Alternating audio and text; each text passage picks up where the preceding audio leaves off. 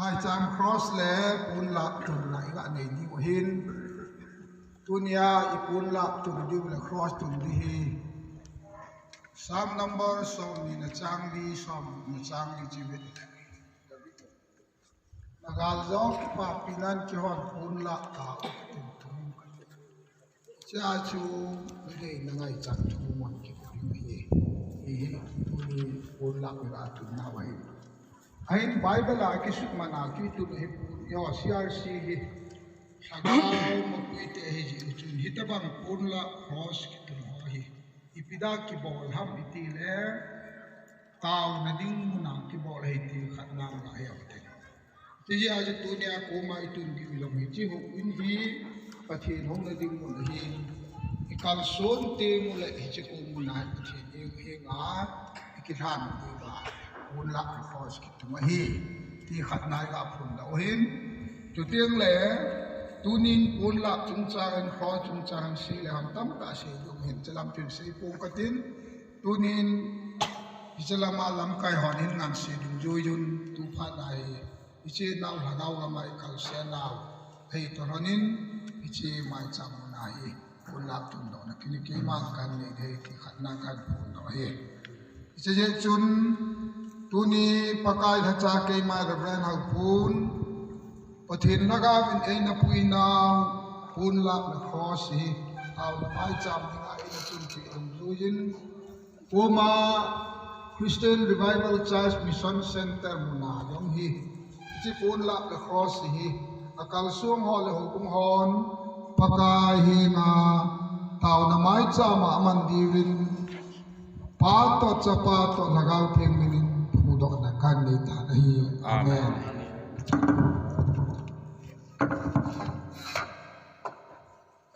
koi tabang hi chi lagaw lam thila ki bol mai cham hi janane ta mangcha aum le pathin la kha bai mu dung zu yuwa pa pathin in pathi abu dahin ama wang koi tabang hi chi pun na ka khos ki tung en se ai lo la khan git gut lo bol aw ma si am le Papa Thin na chung tu tan ta ti hi kan tu ba na hi aw na chom chan ni nge hallelujah hallelujah amen amen amen amen hallelujah ka pathin tu ni hin ko mu ni pha so na ku na ka na ngai tu nang ma ho na ding mu na ka na ge lo tu ni hin amun ho ai lo ho in ho sa do na hum tan hi che ba na chu ni chu ko mu na hin nang ma ka ho na mai cham Mosin mai cham ma pun la anatir pakai jika pun la mahiti banga hagawa mu thelwa nei puina pun la ma mai cham ma nei tun piu nei la do naw chon se thina ku na nei la do naw cross mel chin nei piu hi kan tum do tawin hi chi pakai pathin nang ma dei da na kaman chawa na phathi ka chan pi the ri nu thien kan thang nei lo pi na yo se nang ma chanin lang tuna thil ki bon ho zo se malama ho bunga dinga na phathi chan nei dinga pakai yesu na ka thu mai amen cross le pon la tun do ale pu do na thien so na choi na nei chai ven tu hin howin kot hon lang kai ina mano ding hi hichina hin amasata in upado pu president CRCI in howin kot ribbon chetan le hon do kha chu hin nei tin cho ting le thang do na le thin so na chu reverend thin lu general secretary CRCI in aman ai nei ki ding hi tu in upado pu president CRCI ama phan pebe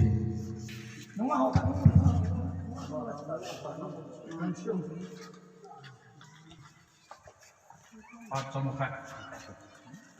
Kodi hon masang din pat som cakan kaman nomin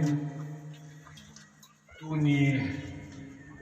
bisu me hoi tak to kilona ikiloi khom nau siang sigam masam naglen Manipur to the border area Gambi number 2 number 1 to the king lakanga Obung Nipite ho Chile ho so tu na ji muna je hoin hat thin su lin phat imu hi vin nama sapenin na chungwa ki pa thu kasin na o ya len pathin pathangwan ka ye amen hi jimun agam hi lungai tu an kini ilahi hi hi jangal hi hi gam thip an hi Manipur rol men hi chlai mun hi dumping ground ati nen bu naring muna anasi mahi tunin hichi nen bu naring mun hi CRC ten pathin gam na to naringa mun lagam ini theiwa hichi mun hi ichan the jibin hitabanga mun lagam ei pewa pa pathin ko ma ki pa tu ka sein lagawa damlo ten Pagau kan betui ane thi naring mun aungi ta ji in isimuni tua pat sa in bedside tu kupi hidingai ta ji in pathin ko ma ke patu ka sin hallelujah tin pathin ka thangwan kai je hallelujah inchi kam hin tup la roi chui pi ham hichi hi eon CRC ten pathin leng ngam na ito na vai men diu hichi border tong more muna kuna bal malam pagau ane tui ngai chahom ane the naringin hichi mun lagami ki ngai tu hin hichi hi tunin hitabanga hichi mun hi ichan thi nawa hawin khat hi ama mina thin su ding hi ka ngai tu le ka ki pa amin chan ten pathin ka thangwa ki jin ka hi CRC center charles ki tiding hi president hi na akapun ro hin executive pass nai pun hi yong le assembly no pass nai pun hi yong le tu na in nakapun no hi ahi dinga kapun hi je chun hichimuna hin upaorden ngam thani samtal upaorden hin hi yong le iwa anga ading palminenta pastor palminen hakaki pui masanga ama hin iwa full time ma isi hobini apu ding samtal member hi na chu mang di puntin pak som khat mission making en si ka ma hi si lai upo ori ni ni ti hi mi pi te pa ma kan phun lo hi abanin isi central mun hi isi laya pulon ni ho hin tu kum sang ni la som ni la khat som ni me le sunga asa lo le apolo ru chu kinung la de hi ti hi le ki het ta chan chu isi munisim na de le isi kamin tin tunin isi mana ho mu me mal ya ham ti he ju le pungam thangin hin phum lo nan tin tu tani hin me mal me yong na ho winam ta hin ho CRC ka ma ringa chi hi ho win ho pu asom ni la khat chan na i a hi ti hi ai yin ki pa nai mi pi ten khot kha khat bi ga be hu te chen chu ka phun ro hin tin tun ko hot na chu kin kan nei de hin athin su ring chu di brand thin lun general secretary na ma thin su de hi yin ke ma chi ko hon na chu hin de tang ka te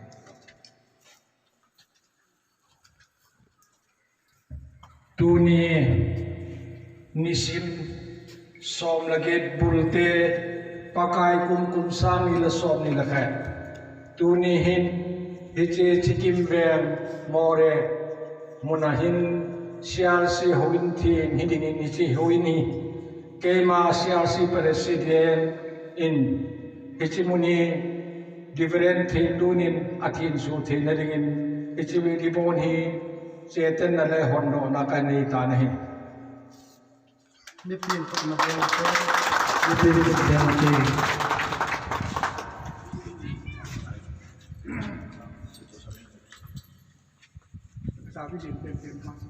CRC President Upadong Puin Hichi Hawin Hi Ribon Chetan na le thin so thidinga ai pa ai pil ha ta ke honin Hichi Hawin Hi Pathin lengam macham na ding le chuting le hichi ku mona hi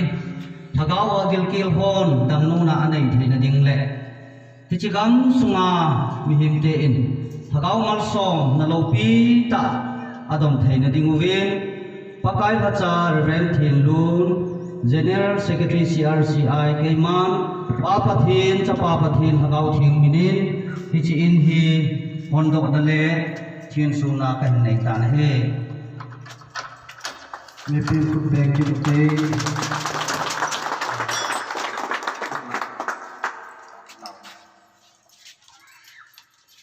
Hallelujah. Amen. Hallelujah. Hallelujah. Amen. Hallelujah. Hallelujah. Hepa kakip enamin lopi kathangwa nai.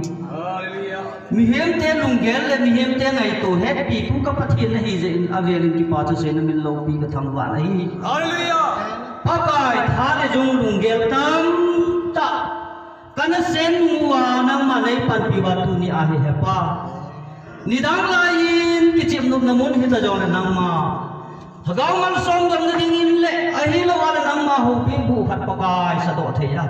Dunia siang sigam sumi te nang man phat the na buza le ki pacha se na min loki ka thangwa na hi. Loki na ngai lu na dim jing ka pon chaw ka pau thien ka pathian he pa puni hin. Nang ma min loki ki phon do na ding le. Hagaw gam ke le na hum pan the na ding nang man pakai bi chin hin nang man hin pi jing tin ka taw hin hi. Loki na ngai lu na dim jing tu ni hin. Mi hem te ngai tu le mi hem te gel dan sanga lam nang roi pui tu ka pathian tu ni hin. Oh hijin hinang malung se tay nang malhagawa pakai lung leng wai te ai lo wala hagawa lam wai ten lampi phamuna nei thai na min tu din nang man phat thai din bo din ni ka taw ni Nazareth Jesu na min thiem pana ka hum taw hi.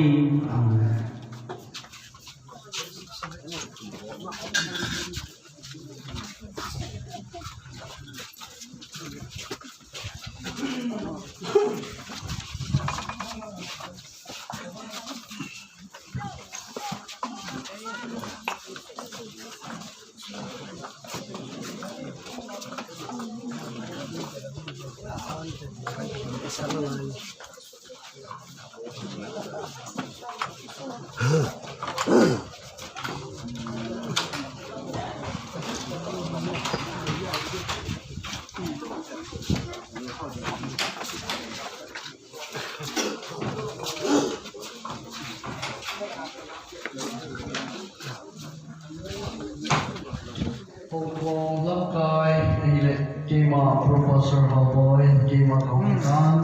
Kipangala, Hogula, Number Lila, Chichu, Pupulang Hon, Inahawa, Pibilang, Kipatataw, ile, Who Lives Up, Experience Member, Ngintin, Batsoyla, Lam Kim, and Santal, CRC, Abana, Lim to say, Reverend Lusad, Pastor Gabi number 2, Abara Batsoyla, Nunga Hinglichong Matizang CRC. Azot Holy Napecho, Hakanabi Hizole, Tunihin, July Chudeng, Koying Utit, Batsoyla, Nunga Hinglichong, and Santar CRC. Abana Haulimna Development Committee CRCI, Abana Batsoyla, Nunga Hingling, Lalu, and Santal CRC. Baida Haulimna, Pu Pauline, Vice President CRCI, Abana Batsoyla, Nunga Hingling, Matizang CRC. Zona Wangbu Tauna, Reverend Haupu, Senior Pastor CRCI. Azoting le angko so tudi kiman sakding dano program tiap program ipi ni hati ni oma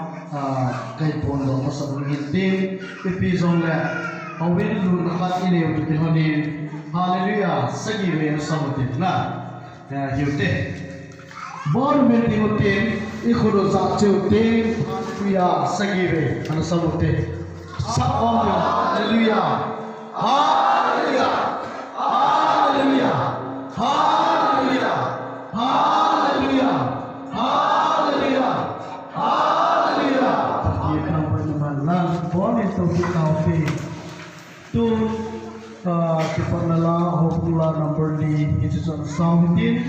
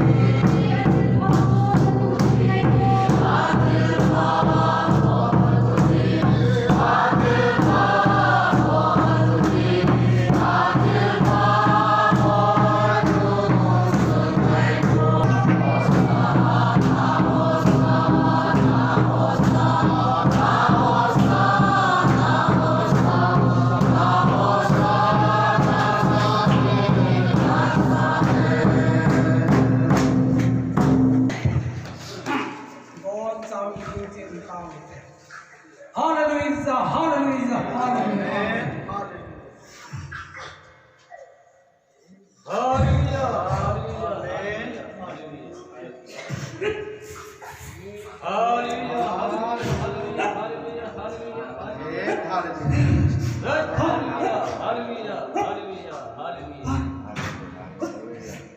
Pakai dia bertimbul pina ko na semua padi orang. Jauh siapa nama ni dah lopi batunya.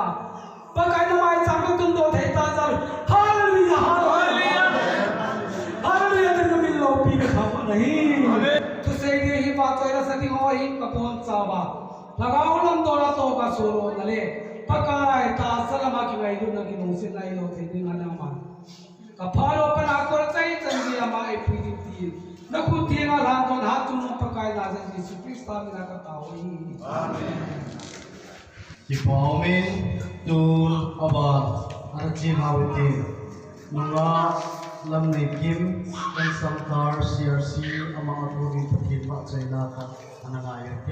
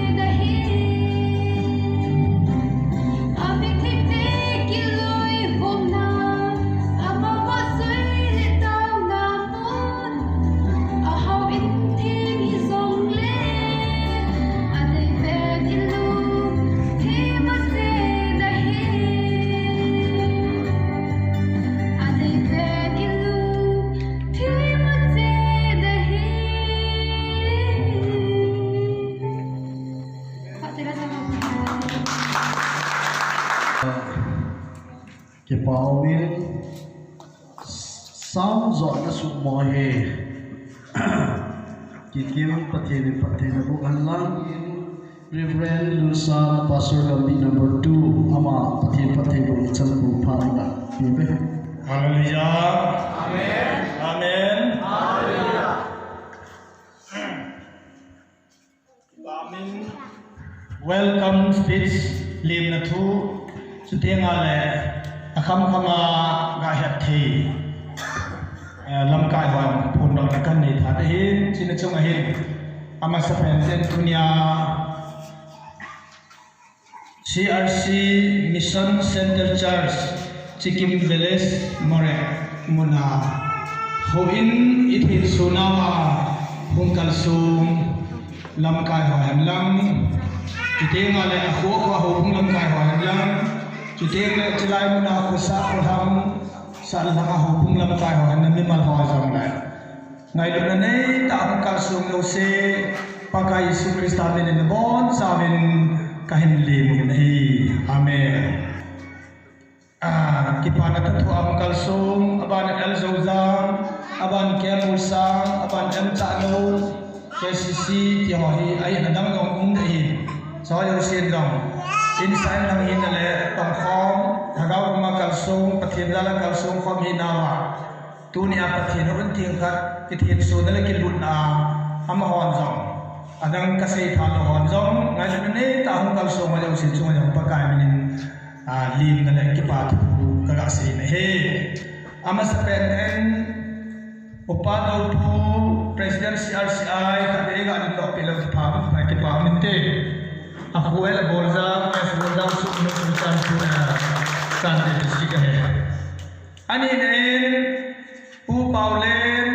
Sayang Sam Vice President CRCI Kadega Adok Pilang Kipa Minte Kipa Amta Hachama He Kardang Long Assam Kardang Long Pong Pia Tu Chunga Chun Pathin Jalin Chief Association Kitin Ahin Assam Pong Pia Wala Adingin Amari Chief Chairman An Hangdo Ain Hangdo Wale Tu Chung Chun Siam Koma Memorandum Pagkapi Menere Kardang Long An Ain Kuki Regional Council Tikari Amudi Vil Siamin Recommend An Bolin Immediate action tin Azipayin Amalam Kaina Lam Kai Pat Palichan Yan Samahi Kuki Hon Regional Council Amuti Divin Namahin Tunin President Ba Vice President Changia Politics Tidam Tak Salam Tidam Ailol Haus Salam Ailol Hausa Kathin Amisun Muda Hizin Tunin Hekhe Kathiga Pundawin Mazalan Katin Tawak He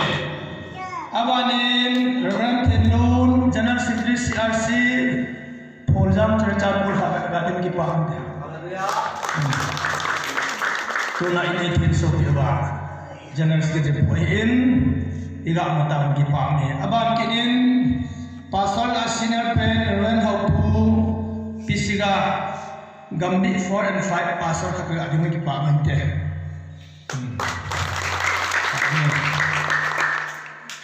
Adang-dang Nga Ponte Tam Tamin Pung Lang Sot Valentin Alu terke yang kaki purung ngai kat intin. Adang jahit san kau tinggal pun dayan kating. Tu in ika ayat video hari kapung kating. Nunga alim nei chong matijang. Ama kaki lagi ni pam timu nung yang tak sepenuh. Namun awam bolangan bang chong boy dijiwe. King nei chong hin ama hi ngai nei tak aku ni Puin tin so ni dengan ala sadinga ani kitin tahungin ama jalan patin tawak ne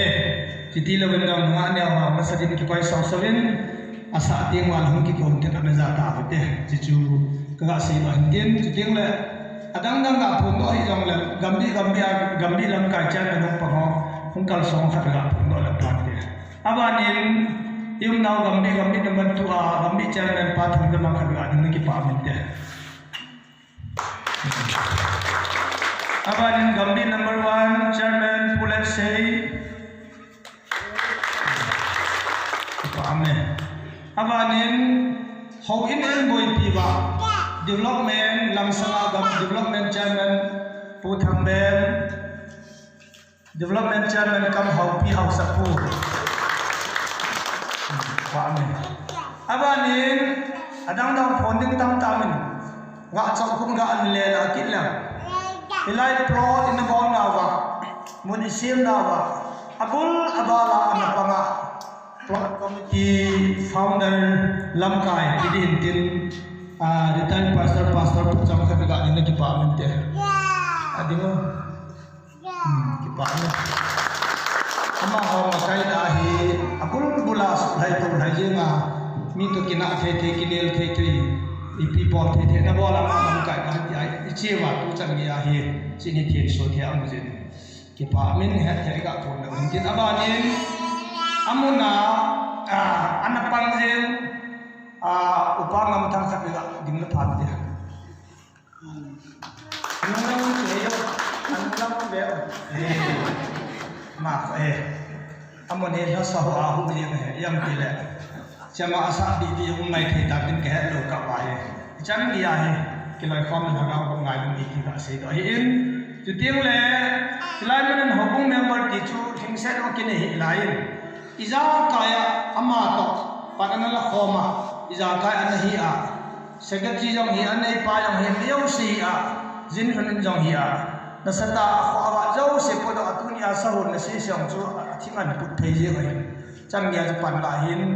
pa thong na tham khat ga ni pa hoya ate pulang anam kin la jo na di ko mu na be te la ki sam de ama he fel ta hi chile ja kai awa ma ku yang na chun ka bon chawa mi som thum lam ta bang som ni wal ta bang ka gi wi development lamang secretary ya pu thang sa agon han la pa ngan tu na opata yang le khang ni kai ka kan ga din sam te nang la agon lan ka na chu development secretary pa ai au pat so wa chi ni thi so he je chun ji nei tha ai na loi no mu nom di ta san loi no nga rules ka hong di pa min te pa ya mai mo nga am lo ran am lo ham pa nan si ka si ma nan se ham tan che de di cha hin adam dam ga phun dam tam pim kha den tik yong le he ti chun thong phong la ki phun ni lom di hin chan chun nam ka ti lam da se hai se ding a lom phun hai am na jo ti me hin thong ki ding ka te ti chan chun ngang ka te ka ki pai sei na pa in sai vin tun abara ba chai la ngai zo ki lu de nonga thiri chong boy ama tunin pathian ba chai la ngai ki lu ha pa masa pe ni ta pa lo pi ta mo so pathian thang wa na kai pe tu ni ko pathian ba chai na ding all dong sit the pathian ti lai cha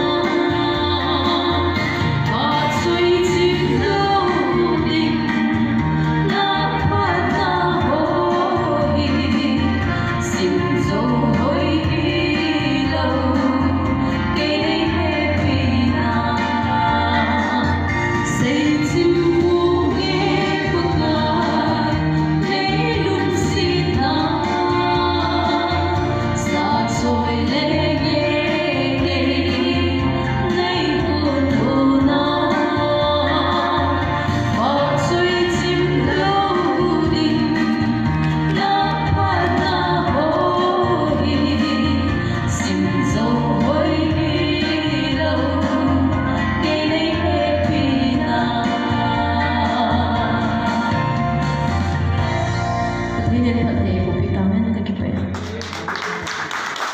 Dipaumin tun abang Cina Kidutin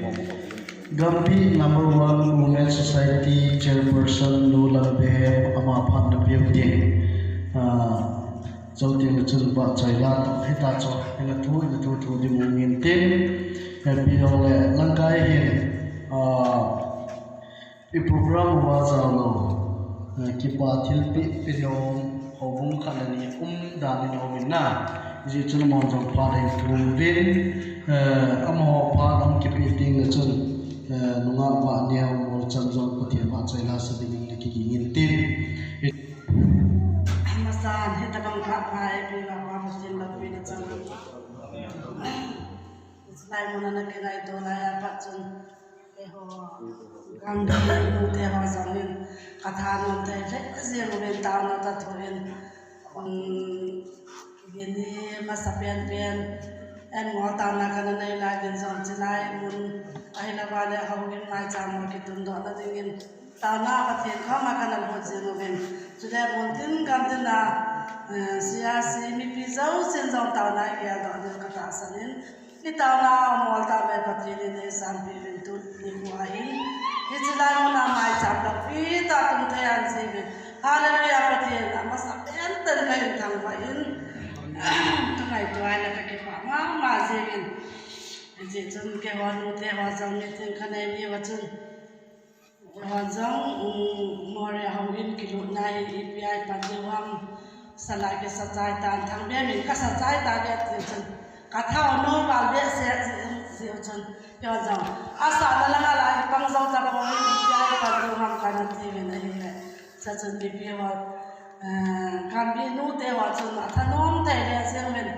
lam ha sa lam gam nai da hana nai lam chai le mi tam ta jang le kang to de hi na to ni hen secretary no jang ko ji lam thai ko hen ken hi sai ji kathin to ni a hen ke wan ka bo thai sun chu ka ki ye da wa hi asunga hen tauna ni pi tauna ki khop pa le to khom na ding ti chu xem dingin kana ki got ta lung zui chun chilanga ko kana content movement tam biam to abu popu samtal popu train anaki thovin hete chun anasi movin koi chi hab jang cha ka pan ake phone da masa ake ha da masa ki mang cha ta min hete chun nu te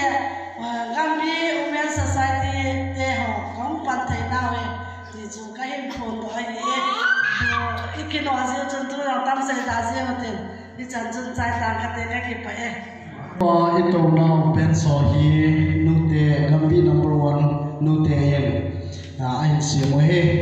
ke paumin give on pi hin pi hele tu aba an chi ki rutin nunga hine team en samtal CRC ama pathia ba chaila sabili ni ko ngal ki be chai dingin so cha da da kin tela chun sa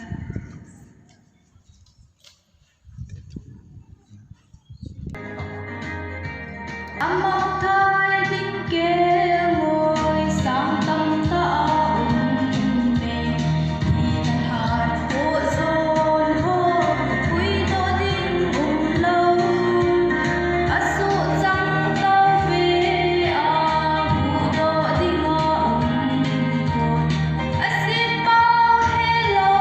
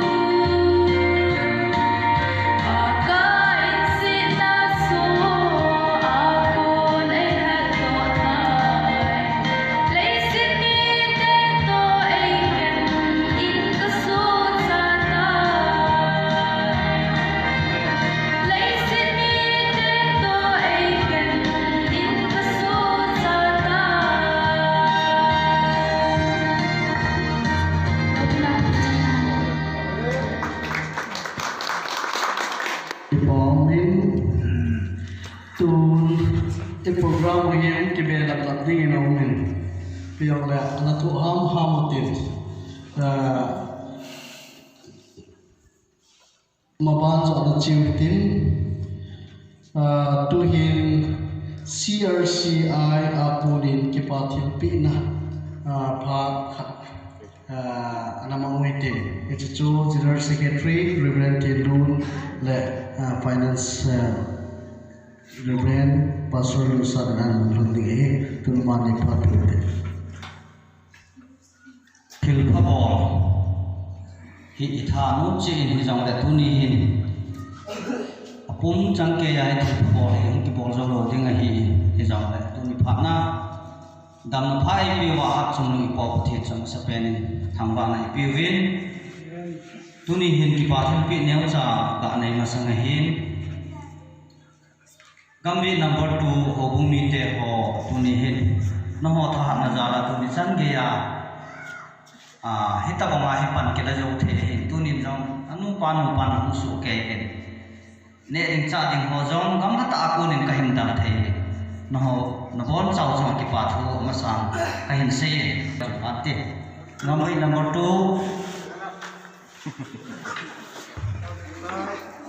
ni pi ma ana be pi te ama sa pe na hin ki chi putul kunai pa au sapu jang din hi ama hin tu ni chan ke ya hi ngai lu na pulin se na e ngai lu no ba tu ni e ho share si jong hi ama im tu ni chan ge ya ama tha ha na ki le ha tu ni chan ge ya ise ai lo wa le tu ni chan ge ya ama im i chung wa thil pha bo la ngai lu nau hi chul ti anai lo ji in ho mission in bol the ma ki nei pu in tu ni hin ama chunga ki pa thil pi nyau cha ki nei no mi chi hi pu president ama hung ding don tin ama hung pi phan te pu jang gin hi chu tieng le ama ta sa hung ta lo hi ji in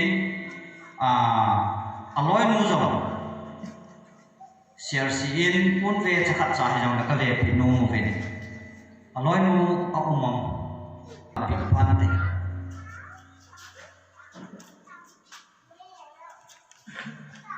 CRC President Mai Pi Dot Nan Nei La Phan Khet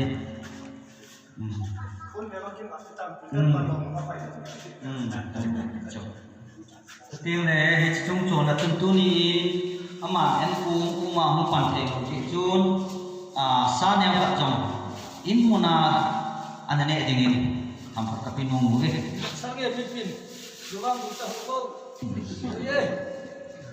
ama anuk lo wa hung lo ti lo in kusunga wang se ne ja hung kal sum ru lo a hi ji chun apoi ko ma ma ji ni the jong le hi program hi pathian program hi ji na cho hiện tin tu in tu ni hi chi gam le mul ai lo wang le dan ti sei ta jong le ho in ho ka sa do na ding le hi chi mona mission compound isim do na ding ma hin mi i bon cha in mi tam ta hi pan anala in analung lu chi jong le tu ni ki pa thin pi neu cha ka pi do nu mi pa tha thang thin pu thang asam la pu thin thang ka ti le boi man he poi tha pi ka ti le bo he ye chon tha thang ni thil pi neu cha ka pi do nu vin ka pi nu hi chi jong hi in sung mi la la thei ding do long ja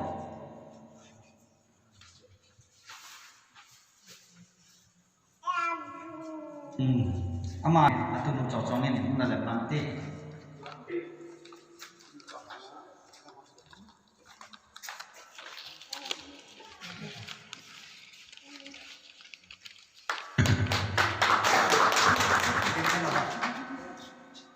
tiếng lệ cha hin ông là lai in upa ngam thang ma jong hi tuni hin atum ben pun hat kasil pi ki no movin hi chigam thing le bu aman lai akisa ti lai pa na ho in lu ni chan ge hi tang lo hi la lung lu ta na pang le chu tiếng lệ thing bong thing bai na tiếng chan ge jong hi ama ana vet tu ma tu ni chan ge ya hi ama tha ha na zal ki ti le la pathian pang lo ba ngai pathian pan na ba na ama tha na za na tu ni chan ge ya igam ki gu ho jong pi a hi si in CRC in thildam thil padang ake bol thei kun hi jaw le bol thei sanu kun khat hi CRC minam ki sildingin an timin vice pan pido ati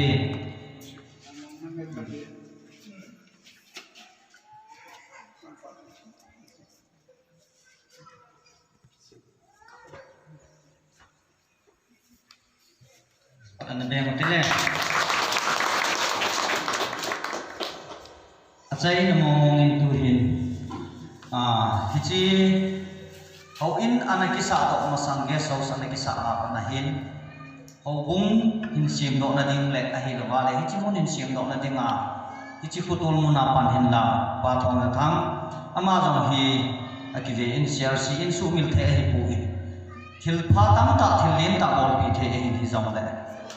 ni kham kham pon phan hi ka sil pi no mo win thang yang ding le phan te khat le tu le tu a hi ho bung secretary jong hi in imayo si all and all hi ama hi ta na he hi jai hi ko pu ta ki tho a ko la ke na pa hi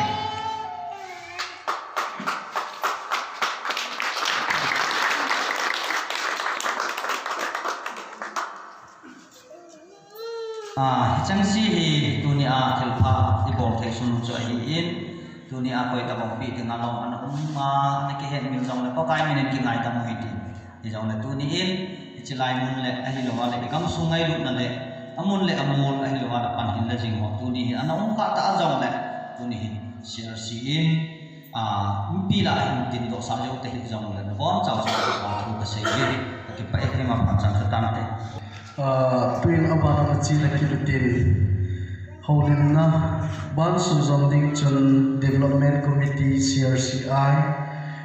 na ki yin tin ama ho ong din do musangin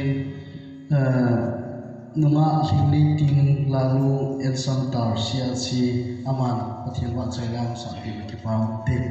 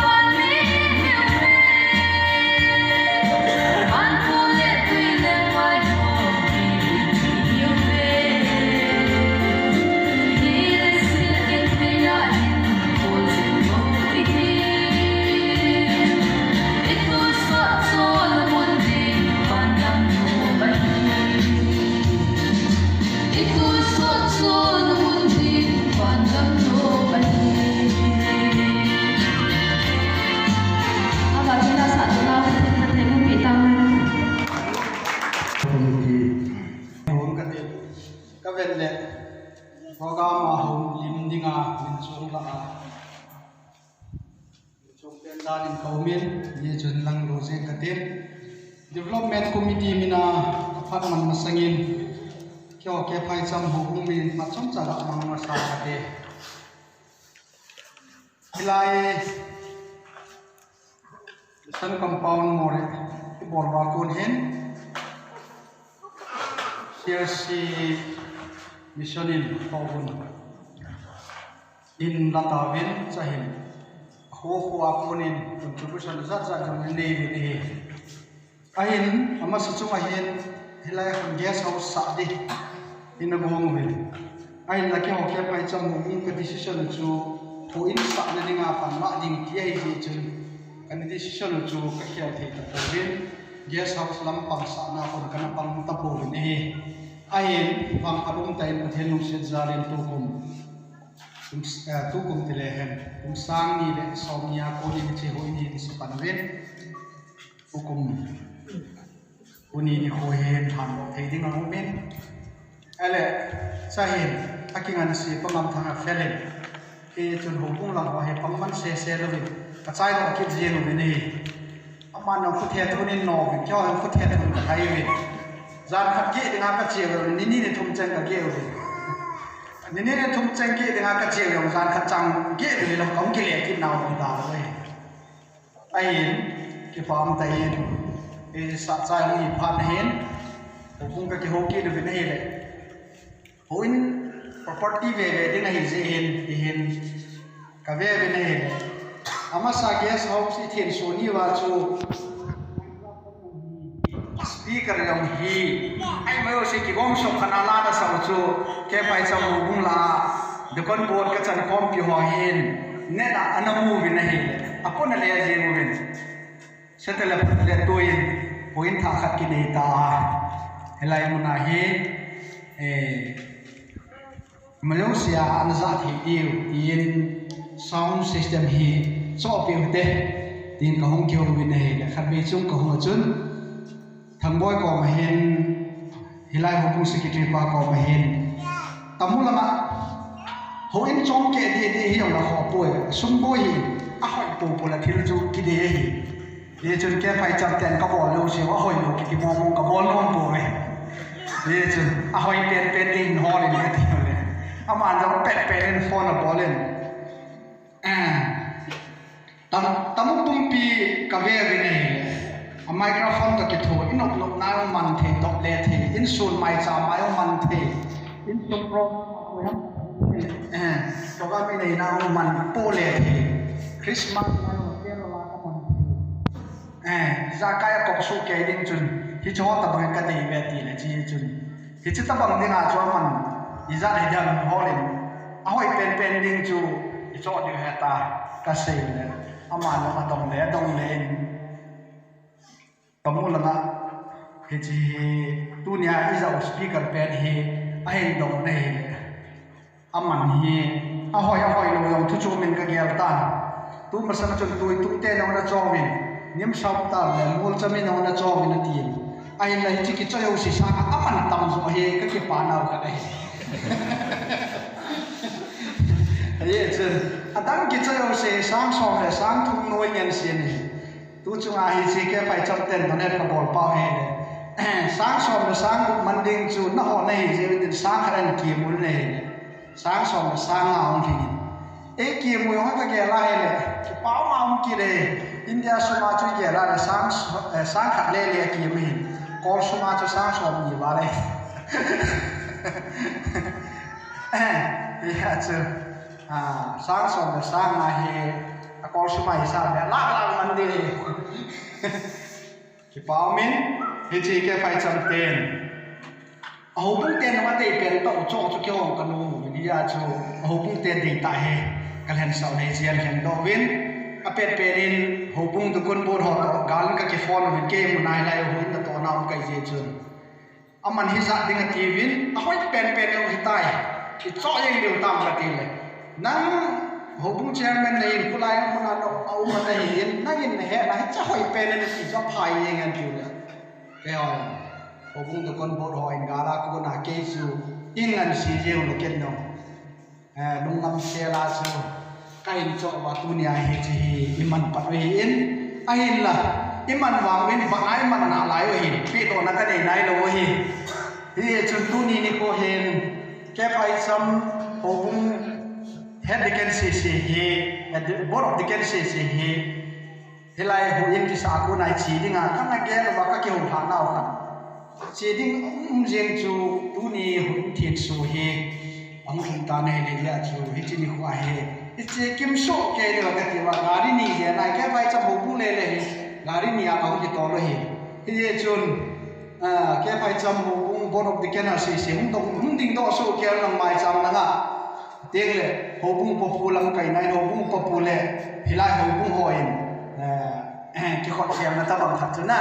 ki pe do na kha chu ga nei le hen ka no min ka pe do na hilang ai ni ho si ding ten a ho bu hoi lang jing le na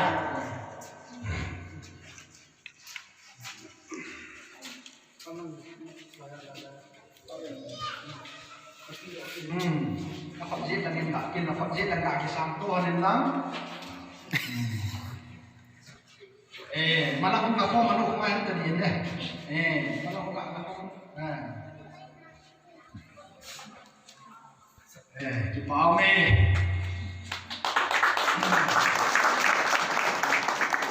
Thì phần đến anh là cái phóng tạo cho abu là nằm phần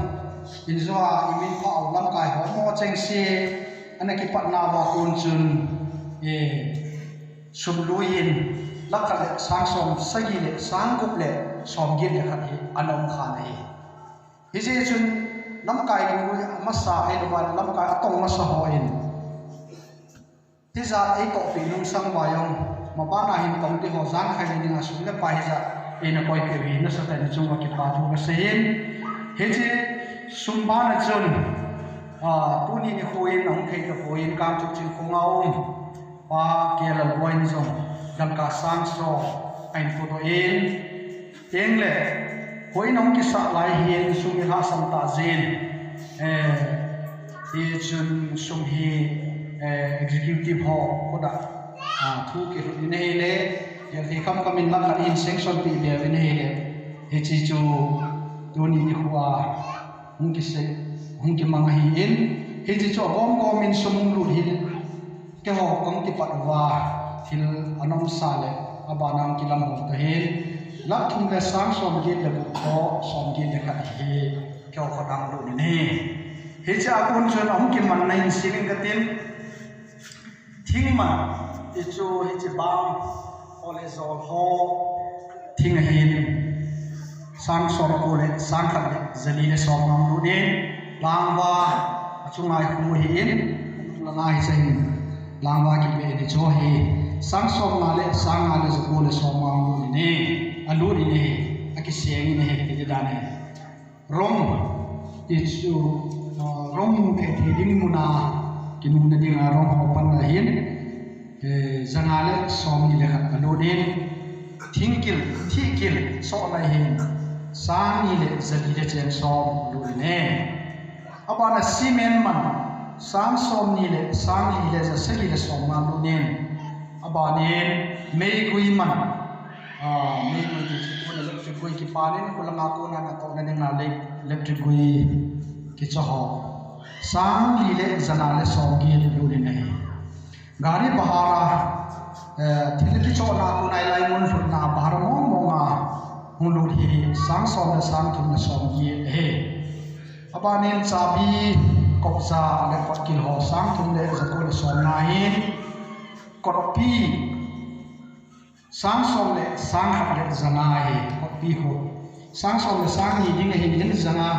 hoina ding ka ti jiu chun to ti la moria police station hian hiu cha ka ho chilaya carpentry te hon chutia hu in sa na ding hi ai le kyo no zana kiem ta bi ne ti win sang som sang kha zana ang lu ne abanin hu in sam lakha le sang som ama sa ka ke hu hi bang sa bang ham hi langwa be ding hilang le anung lang le thing pe ding ai ka ke hu hi ai la kunungin kagial ki divini athing na na chu kati ki divini bang sa na bang ham yong hi kabol sa ki divini mystery ho hi ki parliament tu ni hin ji chu ki pa thui phun dong nau chu lakha le sang som hi ama sa lang wa bailam cha kha khet dinga ki sei pa chu mon chu thing a hi wang hin thing a hi pa rin dabala than be anu na a khet na hi ai wang na mon zo ama la skal chu ta po na ipa tai na mon zo de se de na mo hi chi ho in sa ho he UPC ho kung mystery ho hi anong ta na mon zo hi ho he Pentecostal chi bin ya ja kyo ho in sa ka sa de he ti ni mon ki pi na chu ya chu sang som la kha la sang som ma hi sei ka ta lo wa hi cha ki pai he ye chu na mo zo ki pa thu ne Sadon na ti chu ka la mystery ho po vai le ti cha chu ma thil ga la pe na kil pha na sadon na ki tin za thum le som gi a ke shilu di na he ti chi ho chu he bangam thang lo pi na he mi da he le sadon na mai na ha sa lu din ho in kha apula ko na chai na chan gi he za thum na som ki le lu nai sa do na he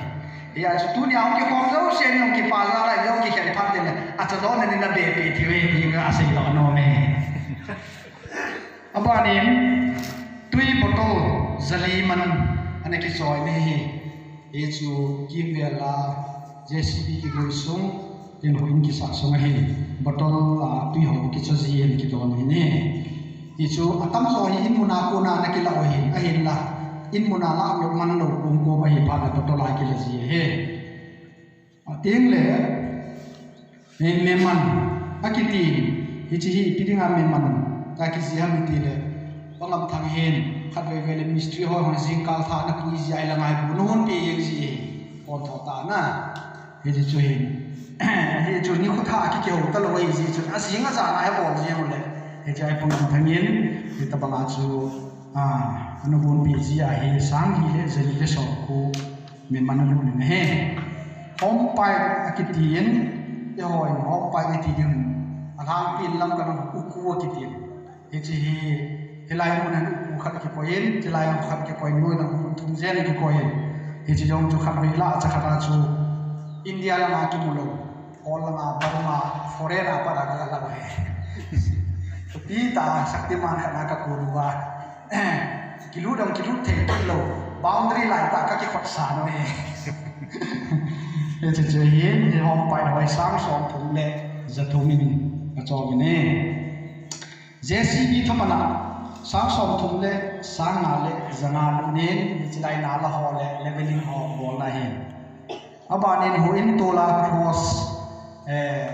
sim na khuna thing man le rom man ho khun sang ni lu ni ne he chen chu i go mai le go min lak thum le sang som ku le sang khat le zani le som ku le khat a hi in kasum ke ho ko na sum ru chu lak thum le sang som ge le ku le som ku le khat a hi sang a la hi different som le lai hi ji jong he tu ni kwa mission na hon na bilu na do di wa ka hin he sa he chu hin tin he ji to pe na sum le pai ki mang ho ki jang ho ana hin he hi chu hin chi ba nin hi chi keu choi ki poi in zo in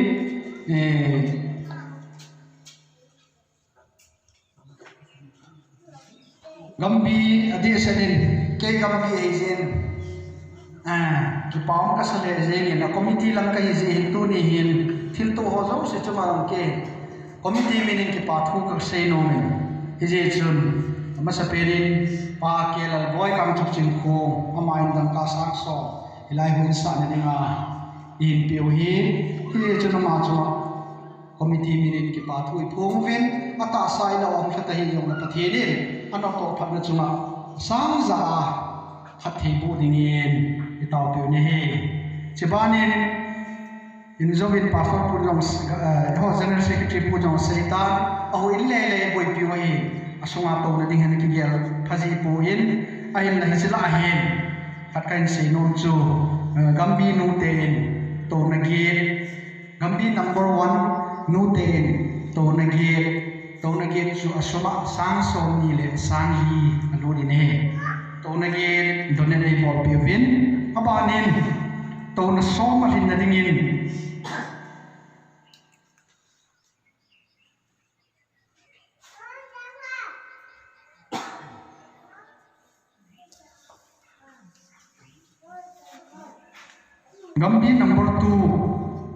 Gambi number 2 hon tonani ACP ki novin abonin tonahi tha hi tai som hi chi chu hi in ahin la a khelam pama tunia I sei lo hi chila apang lo tona mi thum to na ho na mi hi to na the hi lo mi thum to na ho se hi a thi hi e ho thing cho sao hi dong le ki pe na hin si mo mi he chu pangam thang he hin pangam thang hen huina za le ding mo a e ho thing iza ba huina iza ba ho cheng si ana su tua ma hin to na iza le tai pa nam sin chu som na pangam thang hen som a chang sa man to na som e sin pi he he chun tu ni ko hin nung tay hong sung ai to thế ta bên này ai to thế nào coi hoa gì ham biết gì am hoa gì hiền khát về những tin về leo cái bảo mình thế Gambi number 1 nung thế là mà hong chú chairperson nung lệ treasurer nung hong như mà thế này hong dingin tiền lệ bằng thằng nào hong ding lệ cái bảo mình thế person nung lệ ya chú treasurer nungคนnày hết đầu tiêu hiền các cái lệ kia nung lệ introduce Holman lo ka kile ki na hung man ta lo tin hom ne ta lo mi ham mai na ne ding je wa chu ama hu ke phai cham nu te women society chairperson lo ki ne ne teng lo lam dem hi chairperson hin den pangam than hin am ho cheng ho lung yang thi ai lung lum tai to the we ti chu ya thom do he a chung wa ki pa thu ho me ne abanin Gambi number 2 10 Almera khat hilai he share si compound muna za din khat hi amon jong done ni bol pe win ei to pe win he che guest house ron lang khona ki koi ni je jun achung ki pa thu sin Gambi number 2 nu te lam kai ho si jung ding leo ki pa min te Gambi number 2 nu te lam kai ho chairperson secretary treasurer Nom kim lo hang secretary la ki pa me amo chama jong committee ki pa thu sang ten ki pu mi ne abanin upapu ngam thamma ma hi kharim ding ki le ki pa min te ama ya mana man tam hi ama hin enjoy se ho in bench mai ai pon ki pe na sin ki chutunya ke Dina, hiji kul bidang hi, kipi na le ya sin kini hi. Ye cuna mahi, imeo se tu le lai ngan sin ba nam tong le thaman mahi nasata pada lai ila wahi, lungong se la tu le yum thi nao hi. Eo la mi man tam ta khat nam kha ja hi. Lungong se la yum thi hi chu ki pa thu thong mi ne, ka me. Abanin tu ni hin ceiling fan khai nai provin ilam mama hono min kampu piawam pu seilun tichu seilun section pa chu lo seilun mi boy pa chu lo seilun mi man tam pa za he ke se kampu pi hu in thang chana chen pu seilun amai jom ain sumi te to helai hu ina za ni ceiling fan khat donen in bol pe ne abanin Tuni ni kuwa iki mansa nawa pa thangmang Gambi number 2 chairman pa yung ding lagi pa mente ma henan chalam tinni tuni ai ki mansa de in to tio he je jun ama chong ki pa thu pu ne abanin bolzang hubung ten jong tunia hilai muna thagam so idon na dingwa khung pi lo lai ji na mo no khung pi kha to pun la hin povin hobung bol giang ho chu na jong na sa tain ki pa thui phom win teng le tu ni jong mo hi hitabang ni huin lut ai ji hin ki pa zalin kam thim ta hong win ti heaven ji chun mu the ding khat le yung tin pe leo ki pa men de pa me bol giang ho mo chu ki pa thui phom ne teng le yu sam ta ko kwa ko na thu tha kha ga he ki chu hilai mu nai sa hu nam po po le za le sa mo hu na dinga za le ding in bel ka kha git kha mai pu do in to win ye chun new sam ta ho ku ho chu na ki pa thu pho ki bi ne e ji chu tu ni khwa ga phun thei su ki pa thu za la phun thei su nin tin e ji le chu nga hi athinin damin hui bin tin ahoy na may tawin amo na may siyem to tawin ay ihe ni mo chu tuni ni kwa hi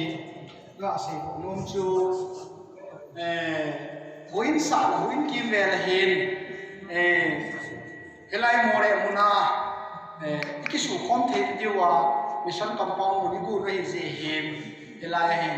mun hon nak mun ding di he ikipi ve na he enjoy no president ko seitan je chun tu kuma salo bang hi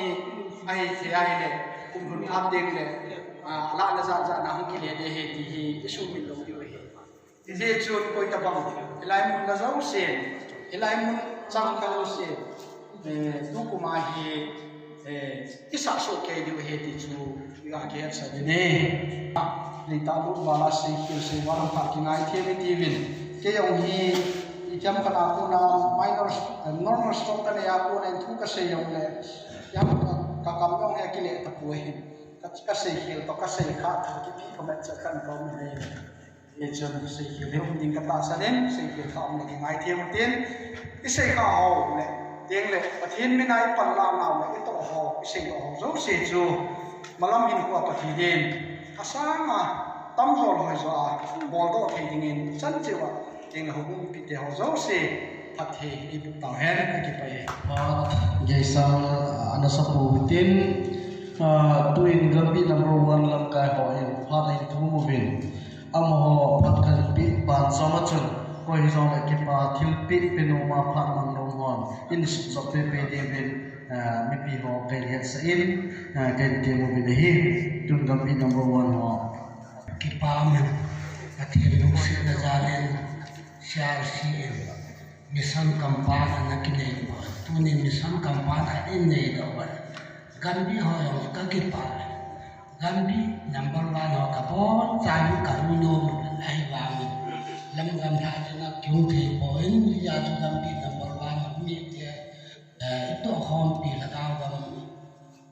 ga en le ti ya ho pi ho mi ngai lu na jalin hitlai mission campaign muna zadon na din sabiar leo khat kan pu rin bi chu gambi sketch pa hin chele gambi clear pa cho na tin ki on ki pa na jan kan pi pi chu ni dia ma ni cho na pa te ane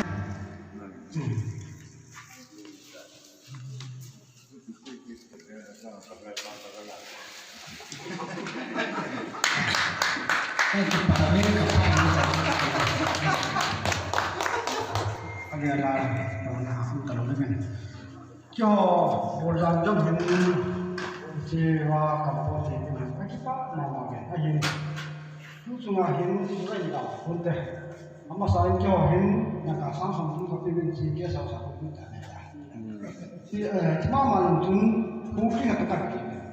ala tu nya hin a ki ji yong le pi ya le ki wa ki ju hom ke sa ko ki ji le hi Christmas la la hu pi te muna muna hivi ba kan tu tu kipana ka sira kan teka kipai ya aje na kontrol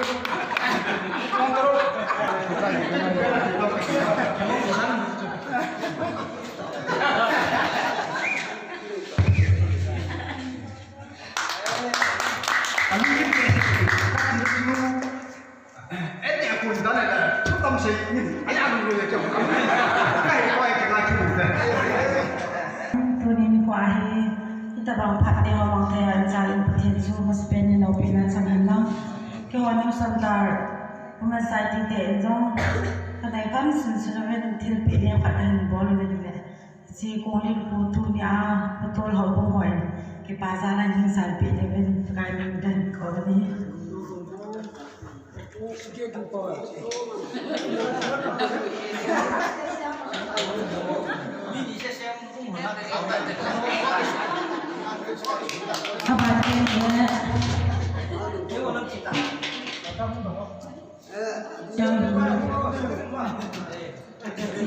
Chị cái bài cái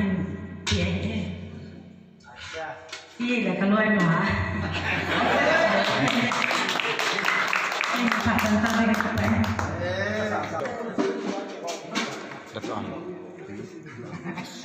cái làm không có phải xây đâu này cả mà gì qua sẽ ai sẽ xây đâu ai đâu nè ngày tổ hồng đâu chỉ được như ai này hệ một số về một bên vay tạ được cũng rồi này cái bảo mà gì này câu lên cái đầu vào phải để đến cái nông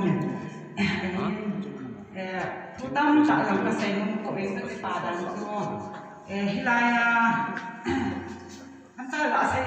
quay dập tay này yung ikan dâu và phần nào chừng sẽ có sự có cái nào cũng biết sẽ gì à chừng ha vậy là cái vậy mà sao mình lại hoàn được rồi thì sẽ hô đến muốn cái này đại thọ hậu cho cái ngày chúng ta là khu nhà thì hậu in ông cái xã đó hậu in lục thế à ông theo cái ngày chúng ta cái bà cái sẽ lục nào ta xuân hỏi cái hỏi hiện là asa đồng viên này tụi này lần cái kêu nói dốt gia đình và thiên cảnh thằng bạn này nha cho nên đến gần xây nông rồi và một trăm hôm nay xây thì ông xuân còn đó rất phải cảnh thì bên cả lại sao còn nào xây thì rất là xây đó mấy nha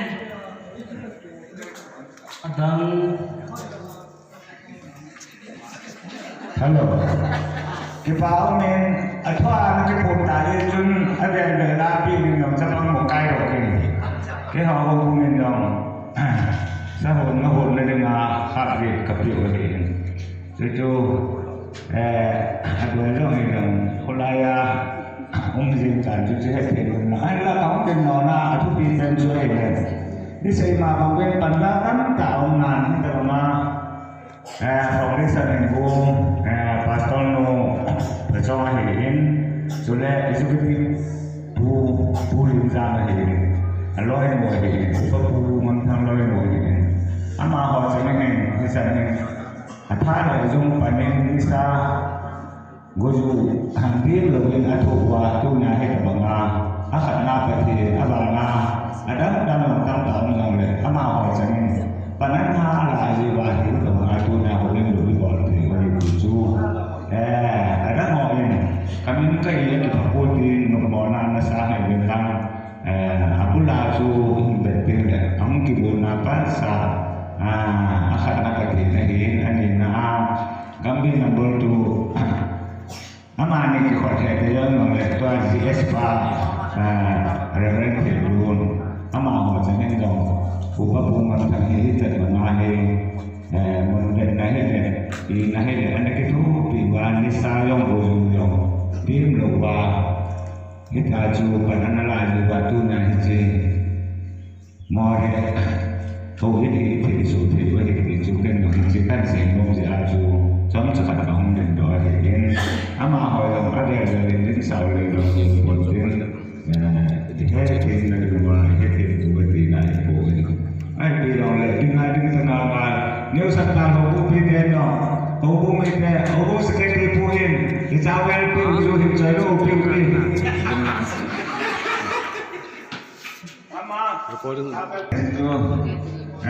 họ cũng sẽ cái phụ huynh là cái plan thì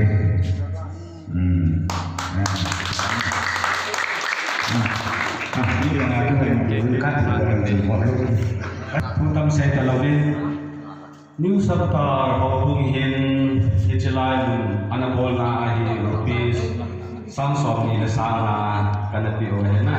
So let more jamin Samsung lesan tu so let tu itu langsung. Na Hichilai Pro Skate kan hilaya Hobutin kanapi ho adum chu ihe di wa ka dia la kan sai da adi ho chule tu chung hin new samta me society te ho zo gin nei kham khamin hon darjan khat steel hon darjan khat ka hin chop yu me ti ka hin pu to hin tu hilai an hong ki chai ro pul la nga ho a ki thin su sa ki do nai tai ti chin he de he ka ke pa se ne chang bin pa pa hi pi wa masan pathin thong ka ding nan chu ni hin ke hom lin han nan ne reception hi langa ho nal ta to ding kan de hin langa operator to ka ka kit le asunga ni ka to lum hin ke e ba ngin mun te na ka hei ni ka ke hom lin hi ti chung reception han ka ke bol pon ni nong le thin choi ho this ka hin bol ko ji ko bei ko in sa han sa langa ko na ka sunga dunia hawin thin suna ki pa za la thin choi ho kha ni bung do ding ka dong bun hawbung mi hon jom hen din bin ama sa penin sila isa el zozang FBDC Biblical Baptist Church Hawaii hawbung mi din de kang kha bu ka din choi bin abana kemo sang ite kemo sang Believer Church kemo sangin batin den ta khat hen choi bin abana isa hong su ba jane hin model hin hong member jong hi kanau te ni joseph le ba chong hai ko ding thabi amani ba te khanin choi hanin abana CRYF kambi number 2 in chabel khat le chahom nga ni hin choi bin abana pu jam pau na te el zo jang le ama ha ho sa pu hi ama ata sa ta au hi zo chun kin kho le hin tin ma jong ni kle tan ni jong le ama chuma ki pa tu se vin ama hin bel kang kha ma khat ai choi in abana dunia ini khom diu an sang pu ngam tham ko pu ko pu in an sang tin khat ai hin to in ama chuma jong ki pa tu se vin chuna chung chuna adang si min zo in hobung ai du za la li sa ni usa jong le hin tin do ta se vin a bere ni sin do ta tang ka tin ong ding do lo ho ko pen sin do hin tin hobung ai du za la tu ya thil la do ai lo le ni lo bi soya ka su mon do se ka ti ni za zan ka tin ku ta han ka se to ni te ki pai na hang lai ka ti le ka bi ni do ke hang pi ki loi khom na ba hang lai ten sa za di chon ba se ung ten ba bi number 2 ten ung zang phi ko ve za ni chu general assembly general meeting kam election ai lagin prayer hang bol thei ko khat ung thei ka ko i jong la ung kham kham ni ki bol len hi cha chun si khom ni ki ni je hi ta ma mission in project ni ta ni ya lai ko na hu in na mun program ha thì họ thì muốn gì chun khang lai ten rồi thì chứ bằng mission này họ khom na họ ứng dụng nào này hết nhưng họ trong ikipa pina cái sản năng thì bị khát đẹp tiêu thì sẽ không kiểu khom về thì ra từ đây của sunga ai là cũng sunga làm cái họ trong những lạ thì đẹp thì và cái là tiền là cái gì hết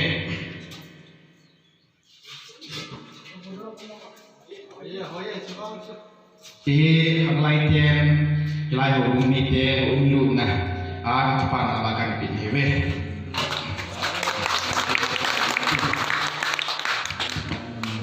ama he ti chu ta phon do hi tin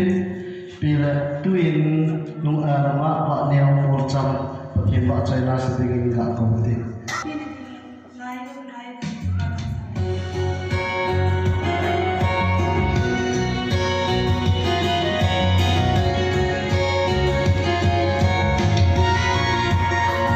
Mì Gõ để không bỏ lỡ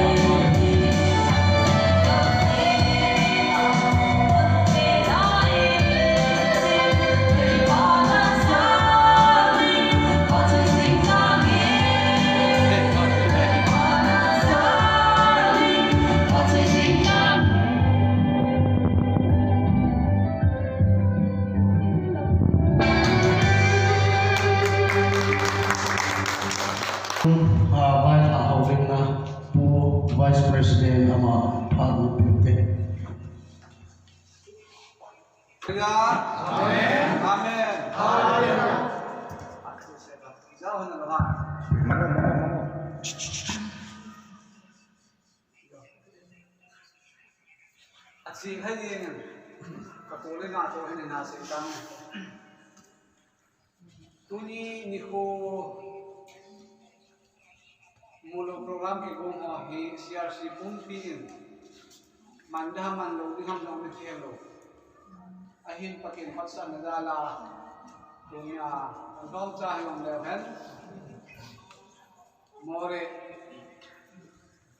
o bunga dinga anaman sing dingoba misalnya tak nak gong dunia itu so tak nasabihan kay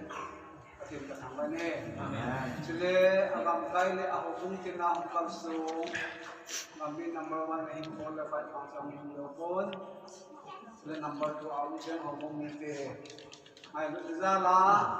kasi misalnya di program go now o dingle observe all the night but no lo kita ho in wa hu kalsyon ho to ke la ni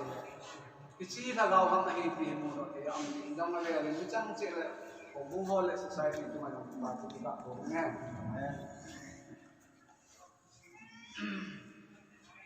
ko hi akitam se non ji nahi ba no kha na ko na ngai ti ki phalam Ningkong Santal Assembly ikikhenwa kung chun in kalonule hapta sumunod lockdown gimnei chu ihechi obin kung president ng hatin phone hatahi beati kinyong gon kung nadin dang kahapon Kailan lockdown sumahi Manipur lang ho na thi chayo hetam kati ano yun sa lockdown gimne chu akitsa iting na hichita bangin mangoy kay ti koy manita san lo heon ade sinin asama lockdown chom cha aga sibe mo ken katu kan sa kasi asam kam che hechi ovin national highway ho cha hele kersa ha mo mahal lo aha chuting le nihalam ting le dobla ako na hung do bulet tam dong lam le na dim set bacha yung dim set kita bang la himhim dong adawal himhim tam na gahi ay laki yung nihakat chu subhana na inho ta chi su ning mangai ta chi chun ni salom lam ta le duty police ho yo hai ta hai ji with the head chu ni sadom ni weo chun kem nong Sahana ng pagod na hindi. Highway hitsan chu nidanga mihim dimset gansa dimset ganin dimset zulewa dimset tinglagari dimset la chun lamlong kaya chun kay tilo mihim dang nong kimulo chutingle I macha yung kimulo zulewa yung ham talo chule dobla alampa ma Gulhon ni dang ani thalam ting le pel mo hila lam pi ang ki kong ol khat kalunggel kung chun lockdown ki mandan chu ka gel na hele mi he mi wan noi ai lo la asam ga ma ki ga mi ta kalam zo na chu ka gel na hele koi ma cha ga ri gen ki ja kalo vasilit neo khat len mo ki chi pet ta chun lung ka gel na hele tua hi rakcha ni da ki hin hon lang su na le ka he lo ta kita answer lockdown. Ay kita bang din manang ni pan hen kung hang din dong plan kani kapon zingat haya din dong plan kani kile kina in lam jot ding hapit si ayong na kagisa kita lampi tu chan su kale ro na kita na kani ahin su kandan ka hungin ka ina pagpapati kalon azin ka kung li kung thumna ke iho ang pagod ng mga kawa masamay kichan gay chun mihe mi atik te nga ay zule ba ho akitsa chuting le ganhin aw ma ki thol gay zul ho gay yung akitsa ti ku ning kum i lockdown suma chun kamu kidang kasale yen itulay ta at president din phone le as ilunggela he wan mo hin ka ng talowa Sigap tinahin ang bigyan tayo. President Putin po. Siya ditang kahit. Manipur ho sa sigap ko tang katiakan po. Noy kati lamang tanong. Kagaya lahi. Hito bang hi buku mahir planning wang mungkin ahin ini in ahin sudah kelima individu ini macam ayat lagi lahir pathirin wanoi wang su khat bihi sim pada gon ham alwala su sim da gon ham ti ci lockdown tu bihin hi ya pathirin anjolo ahin ka ge lahir manipur lam sudah naglan lam ho chu tahun này na ho chu ko hi na bo ahin karbiang longwang sa hen hinong kimanin ning kumchan mahazon hon king hanga lo bo do sin ne cha tha do do hen lo ta ho ne karbiang longwang chu nok sa na ni ho kung ho do sin long ti chu pathin ho na putuk ta ne chin ai le kile a ho ing galu din ti pala pa ne a sentiment atong ka ta ho man ei umle la ri bon ka chewa koi kai na ding a chen da ha di ham ti ke ka problem ke ta kaung non le ho bu upa ti chu pe den pun se le ti pu chang ni la ya upa he ti ho bu se ke ti pu ti le ma ni le na ke mo ho bu chu miam bal jong nam ka yong nam ham pa nam ba nam lo ba na nana mo le tu ba tuni hin ke la tu lai ho bunga ho bung lam kai ho hin ho bung nem ba hin tan bo ti no mo hen lang lai ho bung nei tu cha ma ho hin het chit na khat kin hen ngi le ke lu mu khat adon no an se yon plat wat la ho se ke no sa lo ni we pi chu isei ta ba ka ya se nom kin lai ho bung ai lo le e ho ha di se nin pathin e so na he gam tha sim din de gam tha sim na ma ki sa ke yong da tu nya ngan si ko pu le ho bung se ke ti lai ho bung ding le tha ga ma di ma asung ni se lo wa ke lama ule na ko pi din tha ga ma di ma to do le tam ni hana ki lai ko pi din ba hin nam ni ha ta na mai nge bana so ting le hilai gam sunga di sina gam bin number 2 ten hilai hi ni khat le no ho ding ma ki moi so ne no hin dam ti hu so ni ki ya lai hilai mun na na pan sa na wa cha te nen ko ka wa hya ko na chu ko bu no hin sim du mo ba ni so ne ni su kam ke di ham ti ya na ti pen ki ne ya ya to ko ni ne ti ki chi to go ni ko pu le ko bu se ne pu nang ni first planning ang hiya pilay mo na hin san to go ni nang ya ko na mo so ang hiya ni ko mo ito ka ni sulit punya lasa ho di ma ho dong na chung ban ko ge la he ken ma ho lasa ka me he fu ko to ni yesu ke ni nang ban so an ma lasa te hidat na mo lam nyong ka adi se min ka la ge la he nhưng có mai sẽ không ra những ô tô trên cái tiền nó họ thì hơi là mình bè sẽ thì còn chim thì ngồi cứ chúng ai mà coi là rồi thêm má hồng nhiều là nó hơi thì các cái bài hơi nghe hơi cái gì phát hiện làm cái bị gì chỗ nào phát hiện lâu phí cái buồn là ăn gì mỗi thằng ăn này ôn cả mỗi ba sa này ta sai nghe hơi cái đầm nào mình phát hiện ấy phát hiện buồn này phát hiện nó phát triển nó gì đó dia cakap dia senin kadim do la ke ngalam ho ka ga be kapala nga he vice president committee ba wa kadim do tinglan ma ho ka be ting se dai adi to ken nam section khat ka ne hin na ini ra he ma ho ka ke ha be hin punin nam ma la sa ke lam ni ka hin na lain sa tem po je ka mo be be ni iki khat ni ka hin dia cakap ni bunga las orang, macam tu kan. Pasien ni, orang tak hawa pasien ni wak saya ini mata saya kita. Pasien nak kita ini tentunya ada satu awak. Nabon jauh tu nak kita kita pun ini. Kiwai lah anda dengar, kau pensa juga ni. Ikam semua bahin.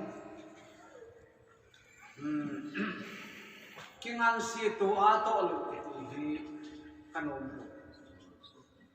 Ikingan siya tiyan wala to teke, di nuti hikili. Sila ikam sumubahi, pathian na tong non ke se hi ato na ding a chance mo mo hilada hen nong gambi number 2 ho pathian na to a ifan ho lo si pe do a mission na to adin thanom che ding hai ai wang jila hin upapu kapa pangam thangin bo chance hilada hen na adang siya nong hitan ke ya free ta a mission na to sa non na to sa ding na nga la ni ka ta sa ai ba pa ni ko na ini tu ipi le kuma bana yung mission nang hinasan na pango nang hobong na pango bo sila nang gambay na pango kitin na ahe kaje hom tai pandi kingan si to nai lo din tin tu ni a kingan si na pangam thang singa ki pa tu ise wa lo din na ho ise ho ama bu hi na tong dinga ki bo adang si na ki go ai ba at mo hi la at ko ang ron kitin nga itabang mission mimalian lang kung yung lakman sito inay ti mo bahay ipangam thang upo pusang sama ihapan mo bato so ini din dire siya sinipite unya ang pamsite lalaki mo dapet na so din say kita mal kinay mo itin lambi number 3 ho for the 5 mo wang kinwa ang telo he iti ipiham telang ka ho na hin di dong le mi hen chuคนนี้ที่กินโลปนตูสมาเห็นไอ้ก้อนเจ้ากินเทวังเลยมีส่วนน้ำกายเห็นที่ฟ้านี่แหละไม่สำกินดิ้งกะกะสนิทเล่นกะเก็บปะอยู่ที่ปัจจัยนี่เห็นละที่ปะอยู่แข่งเสียที่ตามไปเสียที่มาที่ไหนก็มาที่ที่ปะนุ่งอ่ะสอดส่องประเทศว่าใจแรงสับเห็นตินองศาใจแหละPastor Reverend Hopu Senior Pastor CRCI Amain Wang Zona Wang Tau to Jadi an ko nga dito tawanan man ka at sa nawi pepen ng tayo. I-program di ho at sa inang sanay pulong papatin ang paala kahimpi. Dimutin na patin salen. Ana dimutin kotin kotin patin pa choy la các choy về các choy sam về thì mù khá lâu ấy cái mù khá lâu ý này khá lâu thì này cái quan hệ patin pa choy là đi sang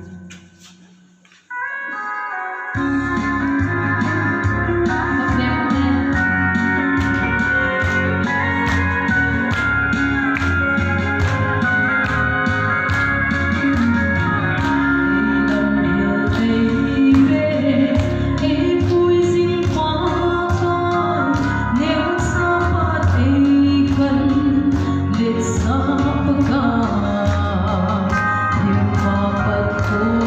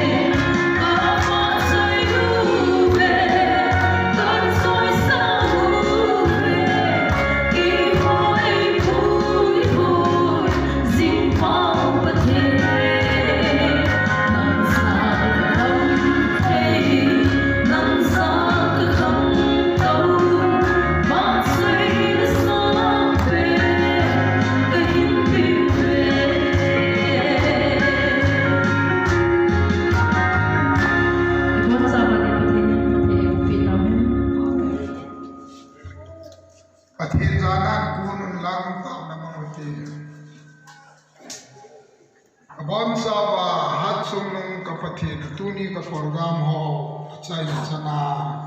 boina beja ka zo thil masana min kan thangwai ni program kan chai ta jiu min tu hin amasan